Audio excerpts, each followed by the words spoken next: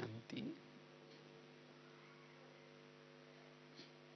आज का बहुत सुंदर विषय है लवलीन स्थिति। अभी सभी ने बाबा की मुरली सुनी। विशेष पूरी मुरली में बाबा ने मैं बाबा का, बाबा मेरा, क्योंकि अंतिम हमारी अवस्था है। इतना दिन हमने योग लगा करके अगर कुछ विकर्म रहा भी गया है, कुछ बातें रह भी गई है, लेकिन अगर हम इस लवलीन अवस्था में टिकेंगे, ये सब खत्म हो जाएगा। इसीलिए वर्तमान समय अनुसार लवलीन अवस्था में रहना बड़ा आवश्यक है। जैसे अर्जुन को जब गीता का ज्ञान दिया 18 दिन तक, लेकिन तो भी क्या करता है, अर्जुन क्वेश्चन करता है। कृष्ण कहता है कि ये युद्ध करेगा, तुम्हें स्वर्ग की प्राप्ति होगी, ये होगा, तब भी वो क्वेश्चन करता है। लास्ट में उसको बताए कि वास्तव में ये कौन कह रहा है। जब अर्जुन ने कृष्ण को पहचान लिया, तब सब उसके क्वेश्चन भी खत्म हो गए। इसी तरह लवलीन अवस्था बनाने के लिए हमें बाबा को पहचानना जरूरी है। आज हमें योग नहीं लगता, जीवन में समस्या आती है, श्रीमत पर चलना बड़ा मुश्किल है, ये होता है, कई क्वेश्चन है, और इसीलिए स्थिति लवलीन नहीं है। इसका मतलब बाबा को हमने यथार्थ नहीं पहचाना है। इसीलिए अब हमारा अपना टाइम वेस्ट करने का समय नहीं है।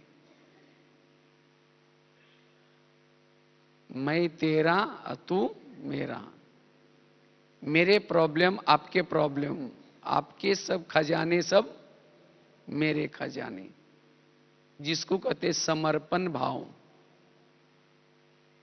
और ऐसी स्थिति बनाने वाले के क्वेश्चन, समस्या खत्म। और ऐसे स्थिति से, लवलीन स्थिति से हमारे अंदर योग अग्नि निर्माण होगी, और उसी योग अग्नि में हम चार्ज हो जाएंगे। इसलिए वर्तमान समय हमें सदा ही लवलीन अवस्था में रहना है। लवलीन अवस्था में रहने वाला ही माया के पंजे से बच सकता है। उसको माया क्या है उसका भी ज्ञान नहीं होगा। जो बाबा के लव में लीन रहता है, जो बाबा के लव में लीन रहेगा, उसका टाइम वेस्ट नहीं होगा। कर्म कर रहे हैं तो भी उसका योग लगा हुआ है, रात को सोया है तो भी उसका योग लगा हुआ है। टाइम वेस्ट नहीं होगा, संकल्प वेस्ट नहीं होंगे, हर पल सफल होगा। लवलीन स्थिति में रहने वाला कभी ये नहीं कहेगा हमको पुरुषार्थ के लिए टाइम ही नहीं मिलता। वो लव में लीन है, उसको हर पल वही दिखाई पड़ रहा है। जिसको भक्ति मार्ग में कहते हैं ना, जिधर भी देखूं उधर तू ही तू। अर्थात हमारी अंतिम यह अवस्था है लवलीन अवस्था। और जो लवलीन स्थिति में रहता है वही तीव्र पुरुषार्थी है, वही तीव्र पुरुषार्थी बन सकता है। लवलीन स्थिति में रहने से हमारी समस्याओं का समाधान हो जाएगा। लवलीन में रहने वाला कभी नहीं कहेगा मेरे ये प्रॉब्लम है, मेरी ये समस्या है। उसको पता ही नहीं चलेगा कि समस्या क्या होती है। और जो लवलीन अवस्था में रहता है वो वायुमंडल को भी शुद्ध बनाने की सेवा कर रहे हैं। उसके अंदर सहन शक्ति, नम्रता, धैर्यता, मधुरता, ये गुण दिखाई पड़ेंगे। जो लवलीन अवस्था में रहता है उसके इर्द गिर्द में गुण और शक्तियां रहेगी।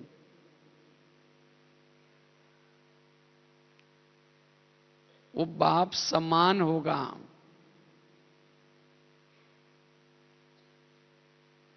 अपकारी पर भी उपकार करेगा।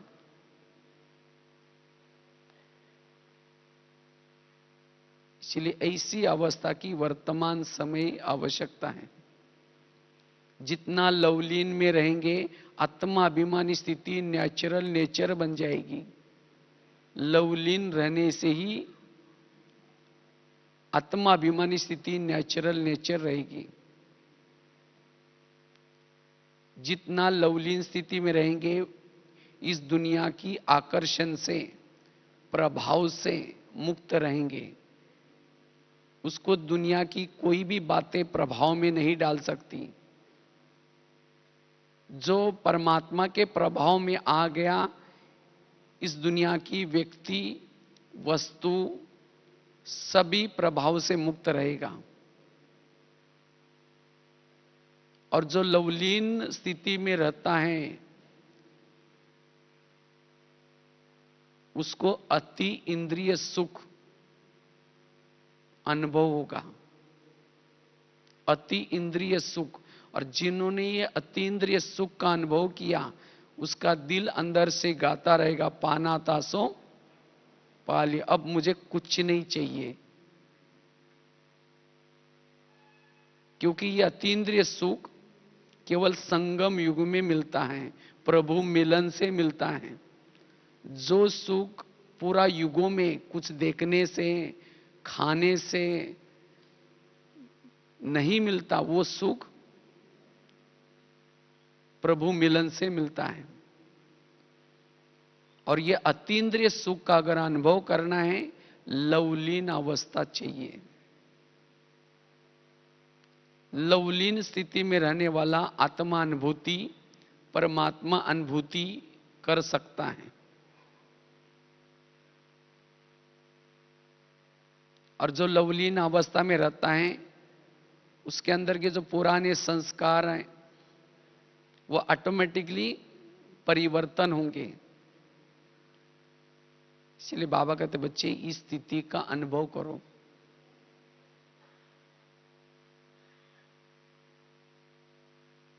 और जितना लवलीन स्थिति में रहेंगे उतना योग भी सहज होगा, नेचुरल।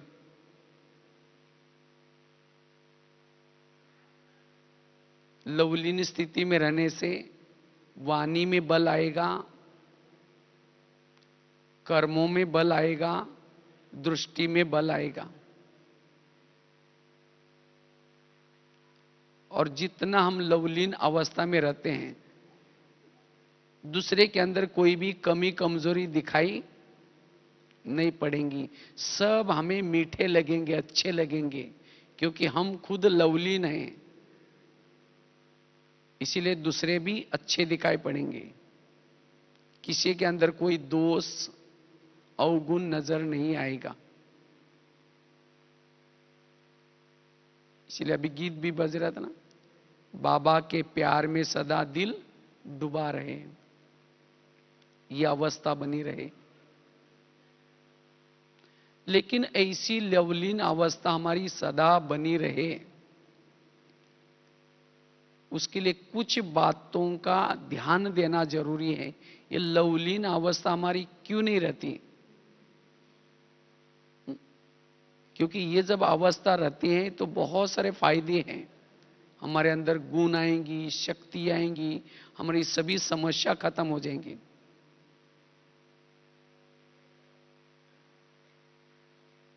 और हमें अनुभव होगा, हर बात का अनुभव। अब हम केवल ज्ञान सुनते हैं, लेकिन अनुभव की कमी।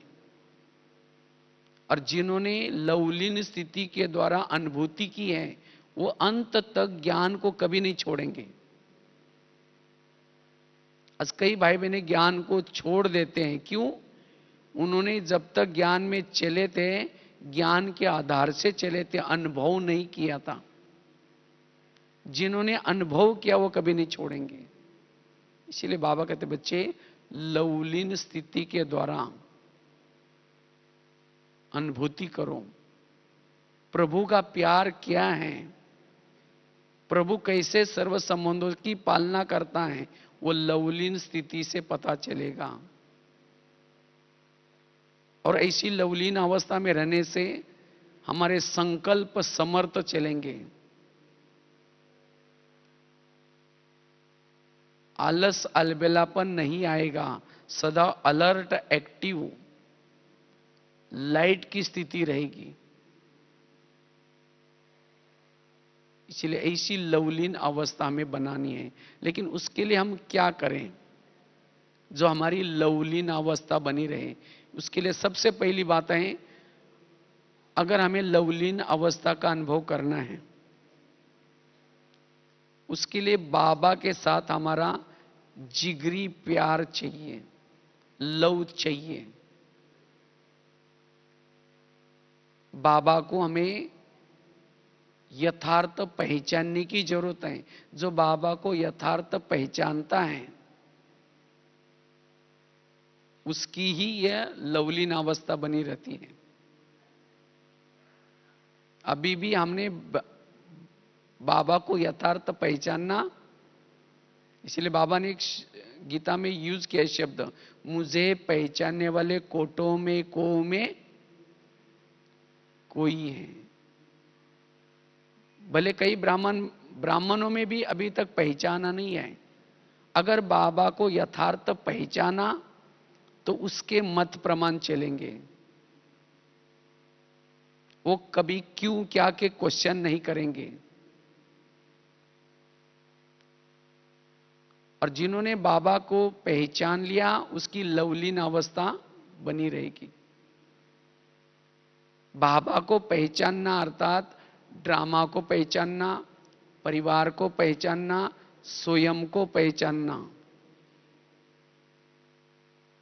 उसके सभी क्वेश्चन खत्म। इसका मतलब बाबा को पहचान लिया।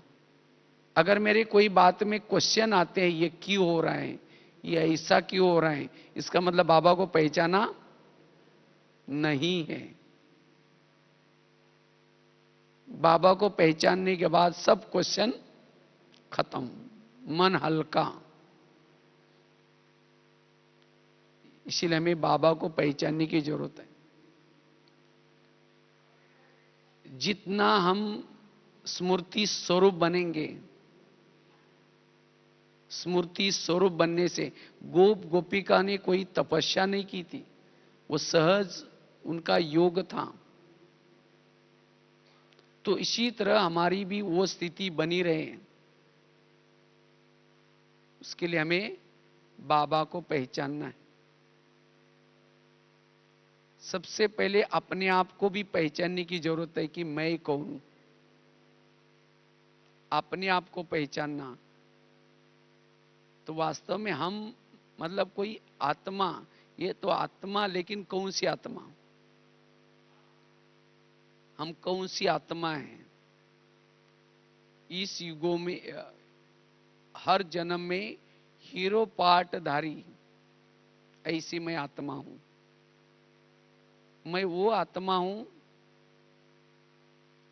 जिसकी मंदिरों में पूजा होती है, लोग उसके दर्शन के लिए, वरदान के लिए तड़पते। ऐसी मैं आत्मा हूं। तो अपने आप को पहचानना,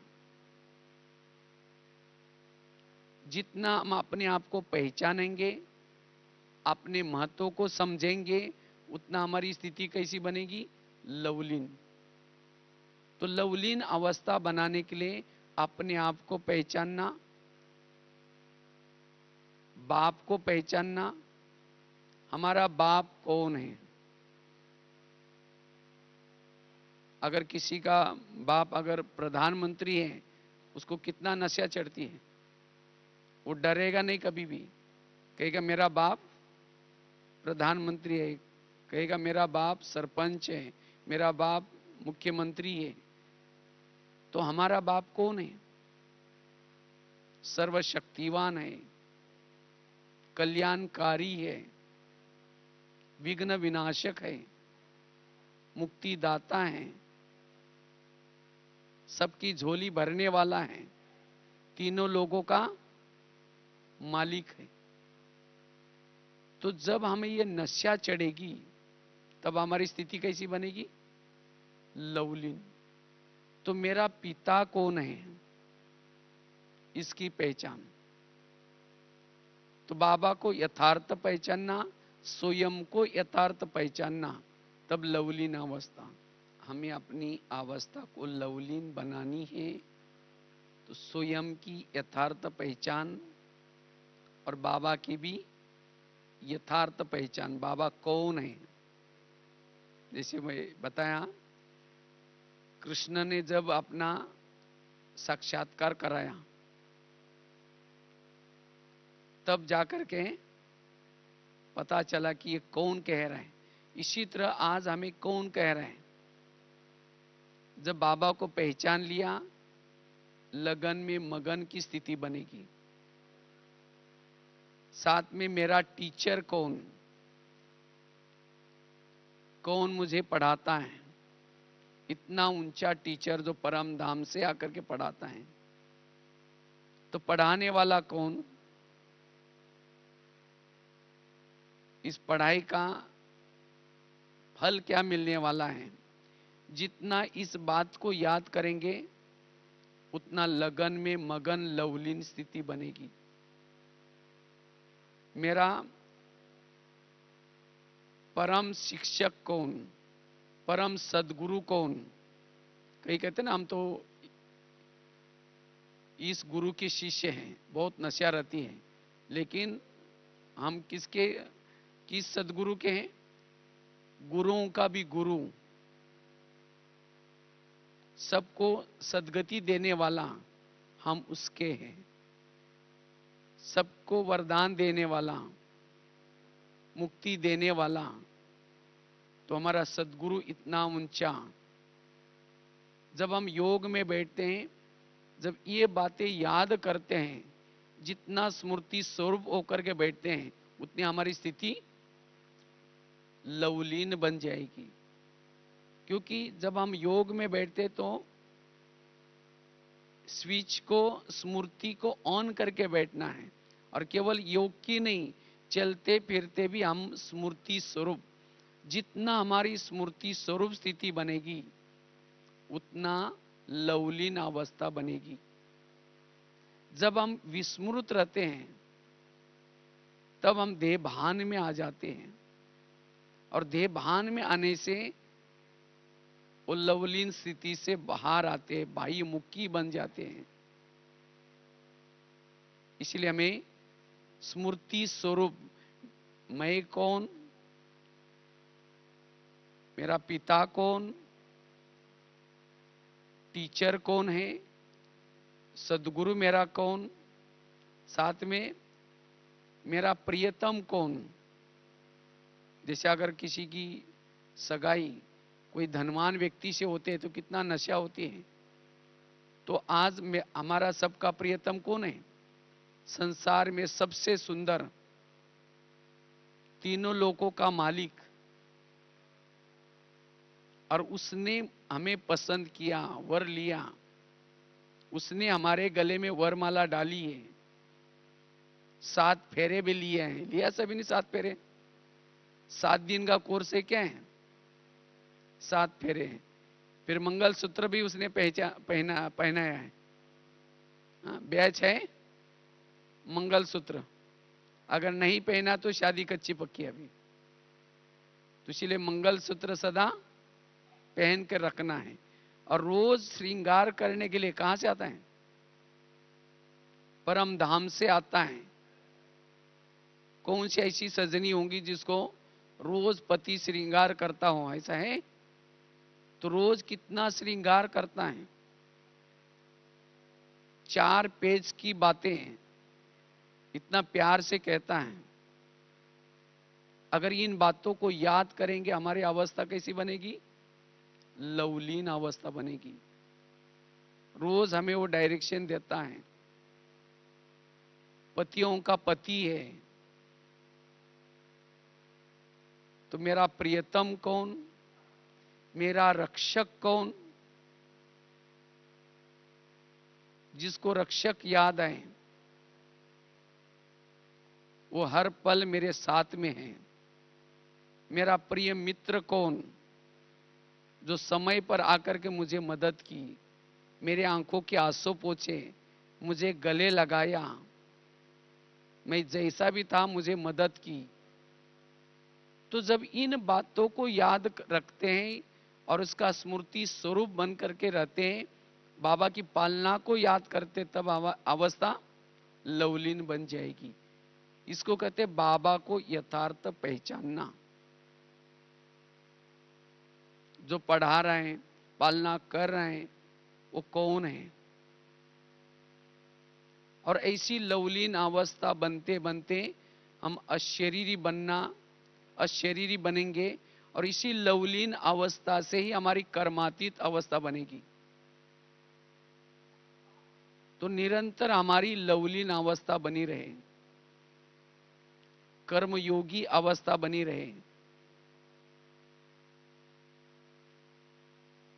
दूसरी बात है, अगर लवलीन अवस्था बनानी है, सदा निरहंकारी होकर के रहना है। निरहंकारी, थोड़ा भी कुछ बातों का अभिमान आया, लवलीन स्थिति में नहीं रह सकेंगे, बाबा से दूर हो जाएंगे। इसलिए कोई भी प्रकार का अभिमान ना आए, सदा हमारा जीवन नम्रचित निर्माण रहे। जितनी भी हमारी महिमा होते हैं ये बाबा के कारण होती है। अगर मेरे जीवन में बाबा ना होता तो हमारी महिमा भी ना होती। इसलिए महिमा किसके कारण हो रहे हैं? बाबा के कारण। तो जितना निरहंकारी उतना लवलीन अवस्था। क्योंकि जब अभिमान आता है तो हद में आ जाते हैं, और जो हद में आ जाता है, जिसको अपमान की फीलिंग होती है, ये क्यों बोला, इन्होंने पूछा नहीं, ऐसा हुआ, हद के बातों में आ गए, लवलीन अवस्था से देहाभिमान में आ गए। इसीलिए कोई भी प्रकार का अभिमान ना हो। तो अभिमान की निशानी क्या है? जिसको अभिमान होगा उसको अपमान की फीलिंग होगी, और जिसको अपमान की फीलिंग होती है तो लवलीन अवस्था नहीं, क्या क्यों में चले जाते हैं। इसलिए निरहंकारी। अगर एक के साथ जीरो अगर जुड़ जाता है उसकी वैल्यू होती है, अगर एक अकेला है उसकी कोई वैल्यू एक ही रहेगा। इसलिए हमारे साथ जितना बाबा है उतना हमारी वैल्यू है। इसलिए निरहंकारी अवस्था। अगर हमारी महिमा भी हो भी जाते हैं तो उस महिमा को स्वीकार नहीं करना, लेकिन बाबा को दे देना। कहते एक सेठ जी थे, जब भी कहीं इधर उधर जाते थे तो लोग उसको देखते ही नमस्ते बोलते थे, राम राम बोलते थे, सलाम बोलते थे, क्योंकि बहुत बड़े सेठ जी थे। जब कोई भी व्यक्ति नमस्ते या राम राम बोलता है, सलाम बोलता है, तो सामने वाला व्यक्ति क्या करता है? वो भी सलाम या नमस्ते राम राम बोलता है। लेकिन सेठ जी क्या करते थे? जब भी उस सेठ जी को नमस्ते राम राम बोलते थे तो सेठ जी कहते थे बता देंगे, कह देंगे, बता देंगे। तो लोगों को लगता है ये ऐसा क्यों बोलते हैं? किसी की हिम्मत नहीं थी उनको पूछने की, क्योंकि बहुत बड़े सेठ जी थे। आखिर एक व्यक्ति ने हिम्मत करके पूछा, हम आपको नमस्ते राम राम सलाम बोलते हैं, लेकिन आप तो बोलते हैं कह देंगे, बता देंगे, ऐसा क्यों? तो सेठ जी हंसने लगे, कहता हाँ इसके भी पीछे कुछ ना कुछ राज है। कहा कि मैं एक समय था, बहुत गरीब था, और उस समय मेरे तरफ लोग देखते भी नहीं थे, मेरे को राम राम सलाम भी नहीं बोलते थे। और उसी समय मुझे एक लक्ष्मी माता प्रसन्न हो गई, और उसी लक्ष्मी माता के कारण मैं सेठ जी बना हूं। तो अभी नमस्ते बोलते हैं, राम राम बोलते हैं, मुझे नहीं बोलते हैं, मेरे पास आई हुई लक्ष्मी को बोलते हैं। मैं तो वही हूं जो गरीब था, मुझे कोई देखते नहीं थे, पूछते नहीं थे। इसीलिए सारा दिन जब भी कोई नमस्ते राम राम सलाम बोलता है तो मैं ये सब गिनता रहता हूं, और गिन करके जब जाता हूं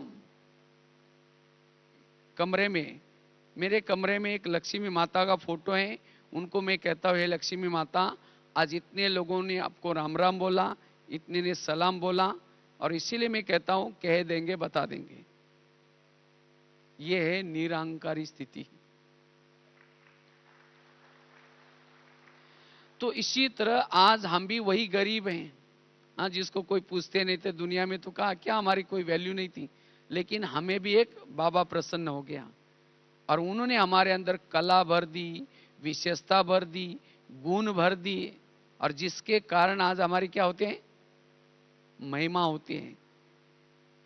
तो इसीलिए बाबा कहते हैं सारा दिन अगर कोई हमारी महिमा करता है, वाह वाह करता है, तो हमें क्या करना है, रात को जब भी सोते हैं बाबा के कमरे में जाकर के, बाबा आज इतने लोगों ने आपकी महिमा की, इतने ने ये बोला, वाह वाह बोला, सब बाबा को दे दो। और तब, क्योंकि जो महिमा स्वीकार करता है उसको ग्लानि सहन नहीं होगी, ग्लानि का दुख, अपमान का दुख उसको सहन नहीं होगा, फिर कहता है ये क्यों बोला, किसी लिए बोला।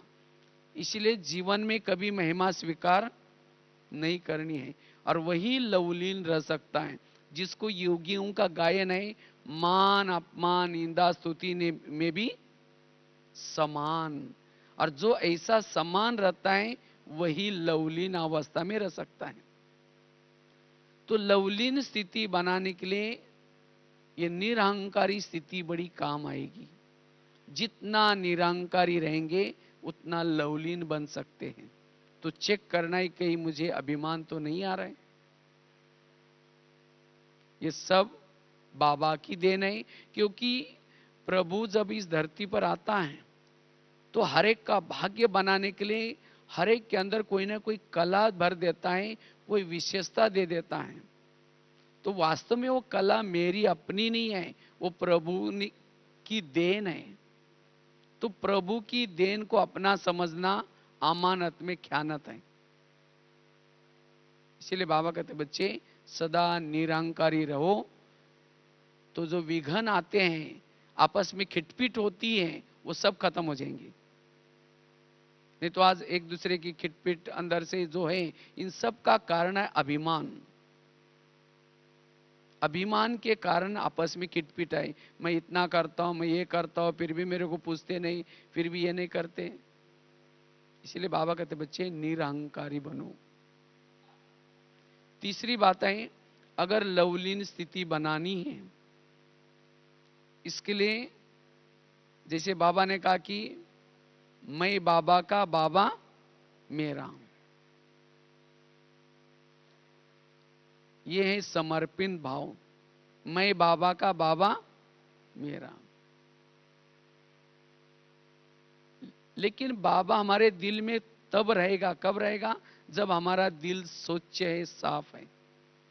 जितना हम उसके मत प्रमाण चलते हैं उतना बाबा हमारे दिल में बैठेगा। अगर हमारे दिल में भावनाएं खराब है किसी के प्रति, क्योंकि बाबा को जो पसंद है, बाबा जिसको मीठे बच्चे कहता है, हमारा भी उनके साथ प्यार चाहिए। बाबा से प्यार अर्थात बाबा से परिवार से प्यार, बाबा के यज्ञ से प्यार, बाबा ने रची हुई दुनिया से प्यार, और तब मैं बाबा का, बाबा मेरा। अगर दिल में कुछ भावनाएं खराब हैं तो फिर वो समर्पण भाव नहीं हो सकता।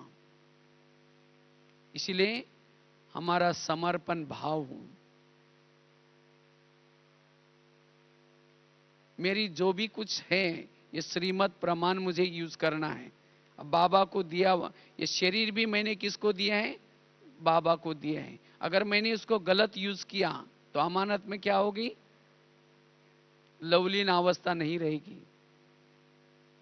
इसलिए ये सब उसके सेवार्थ हैं, उसको मुझे श्रीमत के अलावा यूज नहीं करना है। अगर करेंगे विकर्म बनता रहेगा, और जिसके ऊपर विकर्म है वो कभी भी लवलीन अवस्था में नहीं रह सकता। इसीलिए लवलीन रहना अर्थात मेरा सब कुछ बाबा का, और तब बाबा का सब कुछ हमारा हो जाएगा। बाबा के सब खजाने फिर हमारे हो जाएंगे। जितना मेरा समर्पण भाव है उतना बाबा का भी हमारे प्रति समर्पण भाव होगा। अगर बाबा के खजाने की अनुभूति नहीं हो रही, इसका मतलब मेरा समर्पण भाव नहीं है। इसलिए अपने आप को समर्पण करना अर्थात ट्रस्टी बनना। और जितना हम ट्रस्टी हैं उतना हल्के रहेंगे, कोई भी प्रकार का बोझ नहीं। क्योंकि आजकल 21वीं सदी चल रहे हैं, 21वीं सदी में कोई भी बोझ उठाना नहीं चाहता। कोई अटैची भी लेके जाएंगे, व्हील लगाएंगे, बैग को भी व्हील लगाएंगे, हर चीज को व्हील होता है। लेकिन वो तो हम बोझ नहीं उठाते। लेकिन अगर बातों के बोझ, विघ्नों के बोझ, अगर ये बोझ उठाते तो लवलीन अवस्था नहीं रहेगी। तो सारे बोझ बाबा को दूं। कहते एक माता थी, ऐसी खेती बाड़ी में गई, बहुत सारा फल फ्रूट कुछ निकाला और बहुत गठड़ी बड़ी हो गई। जैसे कि वैसे वो हाईवे पर आई और सबको कहते हैं रुको, ठहरो, मुझे थोड़ा लेके चलो। लेकिन सब गाड़ियां फास्ट जा रही थी। एक कार वालों को दया आई, उसने गाड़ी रोकी, देखा कि बुढ़िया है और इतनी बड़ी गठड़ी है, उसको गाड़ी में बिठा दिया। जब गाड़ी में बिठाया तो गाड़ी आगे चली गई। अचानक ड्राइवर को याद आया, मैंने तो उसको पूछा ही नहीं कहाँ उतरना है। तो बीच में रास्ते में रोक करके पीछे मुड़ करके पूछा, माता जी आपको कहाँ उतरना है? जब पीछे मुड़कर देखा, उसकी गठड़ी उसके सिर पर थी। बैठी है गाड़ी में और गठड़ी सिर में है। तो उसको पूछा, माता जी आप गठड़ी सीट पर क्यों नहीं रखी? कहते हैं बेटा आपने मुझे गाड़ी में बिठाने की मेहरबानी की, तो मैंने सोचा तुम्हारे गाड़ी को बोझ क्यों, इसीलिए मैंने गठड़ी अपने सिर पर रखी। वो चाहे सीट पर हो या सिर पर हो, बोझ किसको है? गाड़ी को है। इसी तरह बाबा का बनने के बाद फिर भी बच्चों के बोझ, बातों के बोझ, विघ्नों के बोझ, किसी ने कुछ बोला है उसके बोझ, आज ये बोझ होंगे तो कभी भी लवलीन नहीं बन सकेंगे। इसीलिए सारे बोझ क्या करो? बाबा को दो। मेरा सब तेरा। और जो बोझ देता है, बोझ की बातें सुनाता है, जो हल्का बनता है वो लवलीन रह सकता है। इसीलिए कभी भी कोई भी बात तो अपने बुद्धि में नहीं रखनी, मन को हल्का रखना है। और जिसका मन हल्का है, जिसकी बुद्धि स्वच्छ है, वो लवलीन अवस्था का अनुभव कर सकता है। चौथी बात है, अगर लवलीन स्थिति बनानी है, देह के आकर्षण से परे देही अभिमानी स्थिति जरूरी है। क्योंकि जितना हम देही बनेंगे, आत्मा समझेंगे, आत्मा अभिमानी बनेंगे, उतनी उतनी हमारी वो लवलीन स्थिति रहेगी। अगर देह का आकर्षण है, किसी दूसरे का देह आकर्षित होता है, या हम अपने देह के भान में रहते हैं, तो लवलीन स्थिति नहीं रहेगी।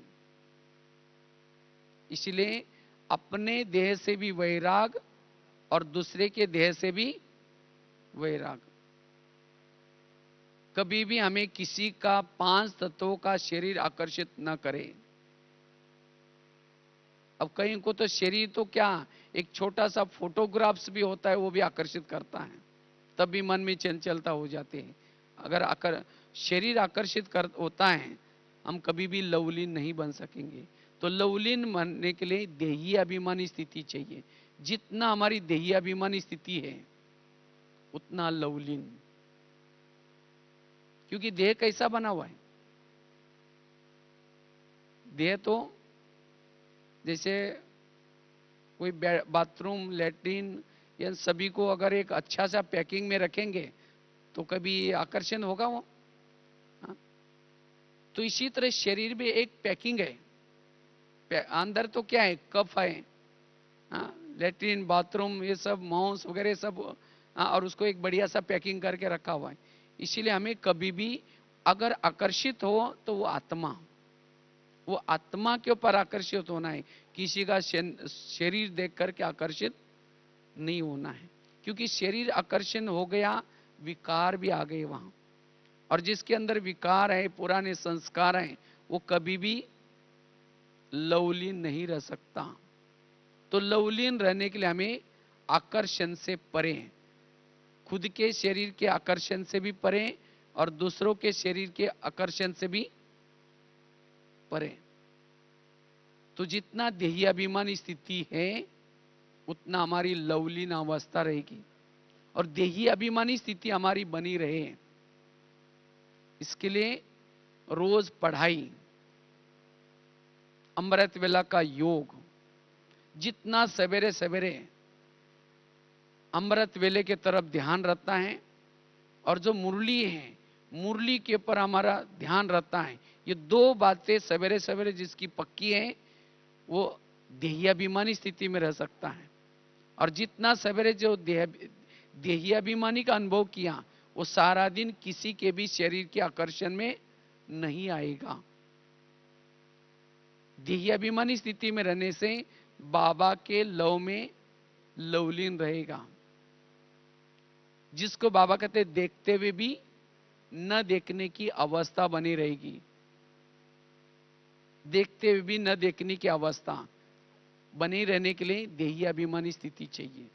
तो जितना हम देही अभिमानी स्थिति में रहेंगे उतना लवलीन रहेंगे, एक बाबा के प्यार में मगन रहेंगे। तो कितनी बातें बताई? पहली बात बताई, बाबा के संबंध, जो बाबा हैं, बाबा को यथार्थ पहचानना, बाबा के प्यार में मगन हो जाना। बाबा कौन है, हम स्वयं कौन है, सर्व संबंध बाबा के साथ मेरे कितने ये। तो जितना इस बातों के लगन में रहेंगे उतना हमारी लवलीन अवस्था रहेगी। दूसरी बात कौन सी बताई? जितना निरहंकारी है उतना लवलीन अवस्था। तीसरी बात बताई, जितना हम देही अभिमानी हैं उतना लवलीन अवस्था। चौथी बात है, अगर हमें लवलीन बनना है, लवलीन स्थिति की अनुभूति करनी है, तो जीवन में आने वाली समस्या का जो बाबा ने ज्ञान सुनाया, जो कर्मों की गुह्य गति बताई, इसके आधार से हमारे अपनी जीवन की समस्या का समाधान करें। जिसके जीवन में कोई छोटी छोटी विघ्न है, छोटी छोटी बातों के लिए अंदर से संकल्प चलते हैं, वो लवलीन नहीं रह सकता। ये क्यों हो रहा है, ये मेरे साथ क्यों होता है? इसीलिए बाबा कहते बच्चे, कर्मों के गुई गति को समझ लो। मेरे साथ जो कुछ होता है ये सब मेरे ही कोई कर्मों का फल है, इसीलिए दूसरे किसी का दोष नहीं है। हम दूसरे के ऊपर दोषारोपण करते हैं, इसके कारण ऐसा हुआ, ये मेरे साथ ऐसा हो रहा है। अगर इन बातों में चली जाते हैं तो हमारी अंतर्मुखता की अवस्था के बजाय बाह्यमुखी बन जाते हैं। और जो बाह्यमुखी हैं, जिसके संकल्प विकल्प चलते हैं, वो लवलीन स्थिति का अनुभव नहीं कर सकता। इसलिए हमारे अपने जीवन में आने वाली समस्या का क्या करना है? समाधान। जीवन में जो भी कुछ कारण है उसका निवारण करना है। इसके लिए जिसके पास ज्ञान की डीप स्टडी है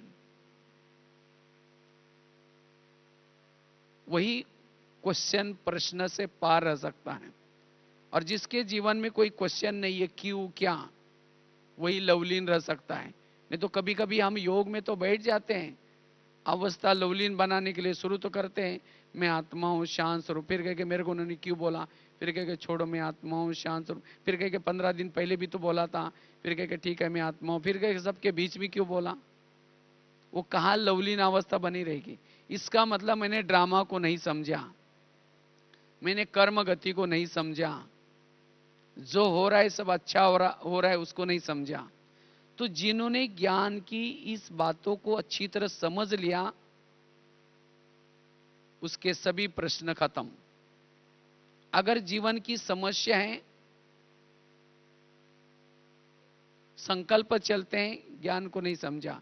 एक सीढ़ी में एक अपना एक चित्र है, सीढ़ी में दिखाया जाता है कि एक गीता गीता और शास्त्र एक शिरा ने रखा है, और एक भिखारी क्या कर रहा है, कटोरा लेकर के भिक्षा मांग रहे हैं। ये वास्तव में ये चित्र किसका है? ये हमारा ब्राह्मणों का चित्र है। इतनी बड़ी मुरलियां, इतनी सारी मुरलियां आज हमारे पास है, इतनी बाबा ने सब कुछ ज्ञान सुनाया है, लेकिन इसको कहां रखा है? शिरा ने। और फिर कहते बाबा मेरा योग नहीं लगता, बाबा मेरे ये प्रॉब्लम है, ये समस्या है। सब कुछ ज्ञान होने के बाद फिर भी क्या करें? कटोरा लेकर के मांग रहे हैं। इसीलिए बाबा कहते बच्चे ज्ञान की स्टडी करो। आज भी बाबा कहता ना, जिसका पढ़ाई का शौक है वही बाबा के लव में लीन रह सकेंगे। इसीलिए लवलीन बनने के लिए हमारे जीवन की सभी समस्याओं का समाधान बाबा ने मुरलियों के माध्यम से, ये क्यों आता है, किसी लिए होता है, सभी प्रश्न का जवाब दिया। इसीलिए हमें मुरलियों की स्टडी करनी है। केवल ऐसा नहीं कि एक बार सवेरे सुन ली, उसको दोबारा फिर पढ़ना है। छोटी छोटी बहुत सारे अपने डायरेक्ट शिव भगवान वाच्य हमें केवल संगम युग में ही मिलता है। और उसकी तो बहुत सारी किताब, अव्यक्तवाणियों की किताब अपने लिटरेचर में मिलती है। ज्यादा कोई कीमत भी नहीं होती, 10-15 रुपए कीमत होती है। अगर वो लेकर के उसकी स्टडी करेंगे, डायरेक्ट बाबा के महावाक्य हैं, श्रीमत दिए हैं, तो जितनी इसकी स्टडी करेंगे हमारे सब क्वेश्चन के जवाब मिलेंगे। मन हर परिस्थिति में चुप रहेगा और इससे हमारी स्थिति लवलीन रहेगी। इसीलिए लवलीन स्थिति रहने के लिए नॉलेजफुल स्थिति चाहिए। अगर जिसकी स्थिति नॉलेजफुल नहीं है, वो लवलीन स्थिति में नहीं रह सकता। लास्ट की 5वीं बात है, अगर हमें लवलीन स्थिति में रहना है, उसके लिए वैरागी स्थिति चाहिए। जितना वैरागी स्थिति है, आज कई कहते हैं हम, देखो हमारे पड़ोसनी, देखो वो तो वो घूम के आई, हाँ उन्होंने वहाँ वो साइड सीन देख के आओ, तो हम तो हमारा बेटा तो पता नहीं कैसा है। अरे जिसने बाबा को देखा, परमात्मा को देखा, उसको तो सब कुछ देखा, अब कुछ नहीं चाहिए। वैरागी स्थिति चाहिए। हर परिस्थिति में वाह वाह। बाबा ने इस मुरली में कितना बार वाह वाह रिपीट किया, वाह वाह। कुछ भी, हर परिस्थिति में वाह वाह, क्यों का क्वेश्चन नहीं। जो वाह वाह की स्थिति में रहता है वही कैसे रहेगा? लवलीन। कोई झगड़ा करे तो भी वाह वाह, कोई अपमान करे तो भी वाह वाह। हम कहते ये क्यों बोला, किसी लिए बोला नहीं। तो इसलिए हमारी वैरागी स्थिति, जितना वैराग है, जो पाना था सो पा लिया, बाबा मिला मुझे कुछ नहीं चाहिए। और ऐसी अवस्था वाला ही वैरागी स्थिति में रह सकता है। जीवन में निर्विघ्न स्थिति हो, निर्विघ्न वाला ही वैरागी। आज कईयों को लगता है हम तो बहुत कुछ करना चाहते हैं, आगे बढ़ना चाहते हैं, लेकिन हमें कोई चांस ही नहीं मिलता, हमें कोई बड़े आगे बढ़ने नहीं देते, और बड़ों के प्रति दोष डाल करके कमी कमजोरियां ढूंढते रहेंगे, वो कैसे वैरागी बनेगा, कैसा लवलीन बन सकता है। पतंग कहता है मैं आकाश छूना चाहता हूं, लेकिन क्या करें, इस व्यक्ति ने मेरा धागा पकड़ा हुआ है। अगर पतंग का धागा वो व्यक्ति छोड़ देगा तो पतंग कहां जाएगा, आकाश में जाएगा, नीचे आएगा, और नीचे आएगा। उस व्यक्ति का धन्यवाद जिसने धागा पकड़ा हुआ है। और क्यों पकड़ा हुआ है, कई पेड़ों में, कई डालियों में, कई तारों में अटक न जाए, लटक न जाए, इसलिए पकड़ा हुआ है। इसी तरह अगर कोई बड़े हमें मना करते हैं, कोई चीज के लिए चांस नहीं देते, तो जरूर उसमें भी हमारा कल्याण है। आज तक जितना भी वो पतंग उड़ा, किसने उड़ाया, उस व्यक्ति ने तो उड़ाया ना। इसी तरह आज जितना हम आगे बढ़े, किसने उड़ाया। इसलिए बाबा कहते बच्चे निर्विघ्न बनो, हर परिस्थिति में निर्विघ्न। अगर निमित्त आत्माओं के दोष निकालेंगे, ये ऐसा है, ये वैसा है, इसका मतलब बाबा ने जो ड्रामा बनाया वो ठीक नहीं है। बाबा के प्रति ऐसा फिर दोष देखने वाला, जिसको बाबा ने दो परसों का ना, नमक पानी, नमक पानी, एक दूसरे के से किनारा करने वाला, दोष देखने वाला, पर चिंतन करने वाला, प्रदर्शन करने वाला, वो लवलीन नहीं रह सकता। इसीलिए लवलीन रहने के लिए जो है सब वाह है, कोई भी ये क्वेश्चन नहीं, और वही लवलीन रह सकता है। इसीलिए हमारे मन में कोई भी प्रकार के निगेटिव थॉट्स ना चले, हमारा मन सदा चुप रहे, वही लवलीन स्थिति में रह सकता है। इसीलिए वर्तमान समय अनुसार लवलीन रहना बड़ा जरूरी है। इसीलिए सदा अपने दिल में किसको बिठाना है, बाबा को, और सदा हर परिस्थिति में वाह वाह। ठीक है, ओम शांति।